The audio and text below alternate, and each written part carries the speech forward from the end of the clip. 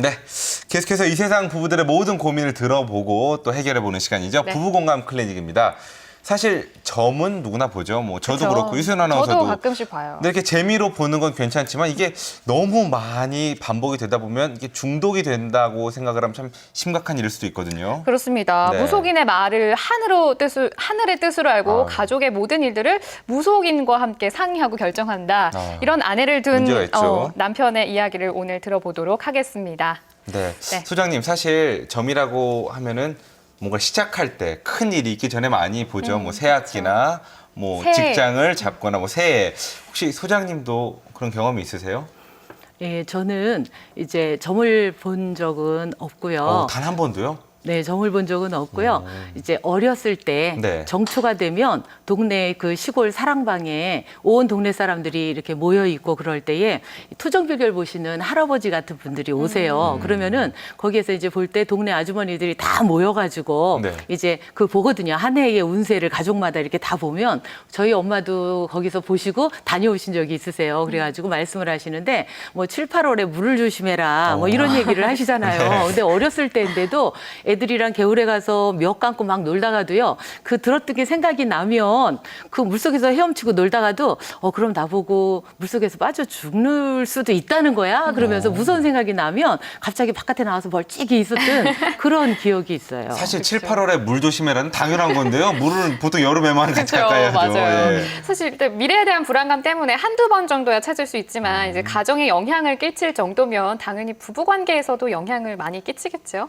당연하죠. 부부관계에만 영향을 끼치는 게 아니라 정말 경제적으로도 굉장히 많이 영향을 미치게 되죠. 그 다음에 이제 부부 사이에 어떤 문제가 있거나 그럴 때에 이제 대화를 통해서 이걸 상의를 해나가야 되는데 그렇게 무속인이나 그런 사람들한테 가서 계속 물어보게 된다면 네. 실제적으로 그 가정은 어떻게 보면 껍데기 가정이 될 그렇죠. 수 있는 그런 위험한 지경에 처하게 되죠. 네, 그렇군요. 저희가 이와 관련된 사례를 준비했습니다. 사례 계속해서 사례 듣고 이야기 나눠보시죠. 네, 아내는 모든 일을 점괘에 의존합니다. 아침에 일어나면 인터넷 사주 사이트나 꿈 해몽 사이트에 들어가 지난밤 꾸었던 꿈을 해몽하는 것으로 하루를 시작하고 그런 다음 아침부터 저의 기를 팍팍 떨어뜨리는 말만 늘어놓습니다.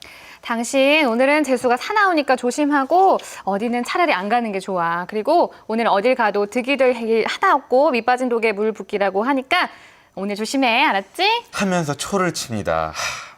사실 운세나 점을 보면서 안 좋은 일은 미리 피해갈 수도 있고 가끔 재미삼아 볼 수도 있습니다. 그러나 아내의 경우는 너무 지나칩니다. 지나치게 점괘를 믿는 아내는 무속인이 하라는 것은 돈을 꾸어서라도 다 합니다.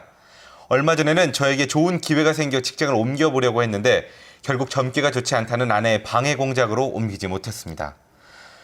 그동안 나의 노력이 이번 회사에서는 정말 인정을 받는 것 같아. 뭐 보수도 그렇고 미래도 그렇고 이번 기회에 직장 옮길까?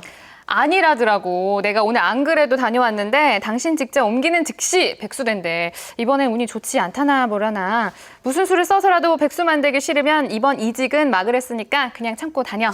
그리고 몇 해 전 지금 사는 집으로 이사 올 때 아내는 집에 있는 잡신을 쫓아야 한다며 무당을 불러 구슬했고 부적도 만들어 놓았습니다. 굿 비용과 부적값만 해도 300만 원이 넘었습니다. 지금도 일주일에 한 번은 꼭 점집에 갑니다. 제 월급으로는 아이 키우고 대출금 갚기도 벅찬데 아내는 한 번 가면 몇십만 원짜리 부적을 해옵니다. 아내는 우리 가족의 미래를 위해 점을 보고 구슬한다고 하지만 그 점 때문에 저와 아내의 골이 점점 깊어지는 것 같습니다. 우리 아내 어떻게 해야 할까요? 조금 지나치다는 생각이 예, 들어요. 사실 뭐 잘 산다고 뭐 점집에 가지만 이렇게 되면은 무속인이 잘 사는 거지 뭐 저희 가족이 잘 사는 건 아닐 것 같다는 생각이 한번 드는데요. 갈 때마다 수십만 원씩 아유. 부적비로 들고 또 굿하는데 300만 원이나 들고 그럼 가정 경제가 어떻게 될까요? 그건 지금 이제 사례에서 나왔듯이 네. 정말로 그냥 일반 사람들이 생각할 때에 뭐 승진할 기회가 있다든지 뭐 아니면 어떤 입학을 한다든지 그럴 때들은 많이들 하기들도 하는데요. 네. 그러나 이 사례에서 보면 일주일에 한 번 정도는 가잖아요. 일주일에 한 번 정도 가지 부적값만 해도 몇십만 원이 들지 그렇죠. 또 그 무당이 시키는 것들은 어쨌든 빚을 내서라도 한다라고 하는 그리고 300만 원이라는 돈이 적은 돈은 아니잖아요. 그럼요. 그런데 그걸 계속 그렇게 하게 된다고 한다면 이거는 그 점을 본다, 구슬한다 그러는 그런 정도가 아니라 중독 같습니다. 네, 확실히 중독 맞는 것 같습니다. 네네. 사실 저희가 시작할 때도 말씀드렸다시피 보셨다시피 재미로 하는 정도면 뭐 괜찮죠. 그런데 오늘 사례의 경우는 정말 중독이란 말이 딱 맞을 정도로 아주 깊이 빠졌다는 느낌이 드는데 이렇게 중독이 되는 이유는 뭘까요, 도대체? 네, 중독은 이제 여러 가지 중독의 이름이 있잖아요. 네. 뭐 게임 중독도 있다, 인터넷 그렇죠. 중독, 네. 스마트폰, 알코올 해가지고 여러 가지 중독이 있는데 기본적인 부분은 그 마음이 그 부모 어머님과의 관계 속에서 애착 관계가 잘못되었을 때에 그때에 그 힘들고 어려웠던 그런 부분들이 내재돼 있거든요. 그러나 살다 보면 이렇게 힘들고 어려운 문제를 만날 때 그걸 뛰어넘을 수 있는 힘이 있어야 되는데 그 뛰어넘을 수 있는 힘이 없게 되면 그러면 어떻게 하게 되느냐 하면 도피를 하게 되거든요. 그 상황에서 좀 도피하고 싶은데 그러니까 건전한 방법으로 어떤 걸 새롭게 만들어가야 되겠다는 것보다는 대부분 이제 자기에게 누가 잔소리를 하지 않는 일단 그 자리에 들어가면 편안해지는 그러한 상태 속으로 도피를 하게 되거든요. 그 말만 들으면 내가 잘 될 것 같고. 그렇죠. 네. 내 책임도 없는 것 같잖아요. 내가 뭘 어떻게 해야 되는 게 아니라 뭘 어떻게 해라, 언제까지 기다려라, 뭘 이 부족을 갖고 있어라. 네. 사실 우리가 인생을 살아가면서 내가 계획을 세우고 또 남편하고 상의를 하고 계획을 세워서 그걸 차근차근 이뤄가면서 행복을 만들어가야 되는데 그런 거에 대한 것보다는 뭐 이 부족을 지갑에 넣고 다녀야 된다. 아니면 베개 밑에다 넣어두면 뭐가 잘 된다. 이런 이야기는 너무 쉬운 얘기잖아요. 실제로 그렇게 해서 뭐가 되는 것도 아니고요. 근데 그렇게 하다 보면 자기 책임이 좀 어떻게 지금 감소되는 것 같은 그런 느낌도 이게 있고 잘못된 게 내 탓은 아니구나 이렇게 생각을 하게 될 수 요행수를 있고. 바라는 예. 그러한 면도 있고 이제 그렇게 되는 거죠. 네, 그렇군요. 네, 그렇다면 이 남편 입장에서는 어떻게 해야 될까요? 말려도 계속 갈 것 같다라는 느낌이 들거든요, 사실. 당연하죠. 지금 이 상황까지 왔다면 네. 말리는 것뿐만 아니라 싸움도 상당히 많이 했을 거예요. 경제적인 문제 때문에. 그렇죠? 굉장히 많이 싸우고 그랬을 텐데 말려가지고 되는 수준은 아닙니다. 중독은 자기 의지로 어떻게 해볼 수 없는 게 중독이거든요. 그래서 중독을 다른 말로 충동 통제 장애.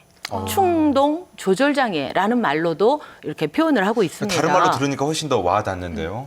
예. 내가 어떻게 할 수 없는 상황이에요. 그래서 아내 보고 하지 말라고 그래서 싸워가고 될 일이 아니고요. 정말 남편이 아내가 무엇 때문에 왜 이렇게 마음이 허전해하고 불안해하는지 그런 원인들을 좀 알아보는 것도 중요하고요. 남편으로서 이렇게 월급을 타다 주고 열심히 살아가는 그러한 부분도 상당히 중요하지만 제가 아까도 처음에 멘트 중에서도 말씀을 하셨듯이 은퇴한 다음에 행복하게 살기를 원하는데 여자들은 다 관둬라됐다 이런 식으로 얘기를 하고 그렇죠. 네. 남편들은 참 좋겠다라고 얘기하지만 저는 이런 말씀 드리고 싶어요. 노후를 위해서 물질만 준비하는 게 저축이 아니에요. 행복도 저축하라고. 그러니까 평소에 관계 속에서 좋은 추억을 많이 만들어 놓고 감정 공유를 많이 할수록 노후가 행복해져요. 네, 그렇군요. 그렇죠. 네, 저희가 한번 이 상황을 한번 100마디 말보다 한 번에 그런 상황극으로 한번 꾸며봤습니다. 네. 네, 저희가 준비한 상황극을 보고 또 계속해서 한번 이야기 나눠보도록 하겠습니다. 네. 자, 시작해볼까요? 네, 시작할까요? 네. 아, 안 된대, 안 된대. 뭐가 안 돼? 이번에도 안 된대. 뭐가 안 돼, 당신 또? 승진 이번에도 안 된대. 왜? 왜 안 된대? 내가 알아봤더니 그 점집에서 그랬어. 자기 주변에 지금 혼이 서린 귀신들이 너무 많대. 그래서 이걸 붙여야 된대, 이거. 또 부적. 갔다 왔구만. 또 이번에 얼마를 갖다 줬어, 또 거기? 아, 싸게 했어. 얼만데? 30만 원. 30만 원? 잘했어. 라고 내가 얘기할 줄 알았어? 자기 위해서 우리 사는 하는 것도 거야. 힘든데 어디 그렇게 돈을 갖다 줘? 우리 애들 위해서 하는 거야. 그냥 가만히 있어, 집에. 이러면 안 됩니다. 이러면 안 된다는 거죠. 네, 제가 다시 한번 사례로 네, 한번 만들어봤습니다. 아내 입장에서만 생각하면은 사실 가족들이 날 이해 못 해주고 나는 이런 마음이 아닌데 이런 생각 서운할 것 같거든요. 무조건 가지 말아라, 싫다 이렇게 화를 내기보다는 일단 그 마음을 좀 헤아려 주는 게 중요할 것 같아요. 남편의 입장에서. 그렇죠. 어쨌든 결과적으로는 사실 아내의 행동이 옳은 거는 분명히 아니에요. 그렇지만은 그걸 하지 마라. 그렇다고 해서 할 수 없는 상태가 아닌 걸로 이미 진전이 이만큼 되어 왔거든요. 네. 그럴 때에 이거를 하지 마라 그래가지고 싸워가지고 될 일은 절대로 오히려 더 불안하니까 더 무속인 말에 더 따를 수밖에 없습니다. 네. 그럴 때 이게 누가 잘못했다고 말한다는 것이 부부싸움은 거의 다 어느 시점을 두고 이야기를 한다면 아내 얘기도 맞아요. 또 어느 시점을 두고 얘기한다면 남편 말도 맞거든요. 네. 그러나 누가 먼저 이걸 시도를 하느냐, 좋게 고쳐가려고 시도하느냐, 먼저 깨달은 사람, 먼저 이 문제를 고쳐가려고 하는 사람이 먼저 시도하는 게 가장 좋습니다. 네. 그래서 아내 입장에서는 지금 어떻게 보면 병이라고 볼 수 있잖아요. 그렇죠. 그래서 아내가 그걸 끊거나 돌이킬 수는 없어요. 그러나 아내의 마음을 먼저 남자가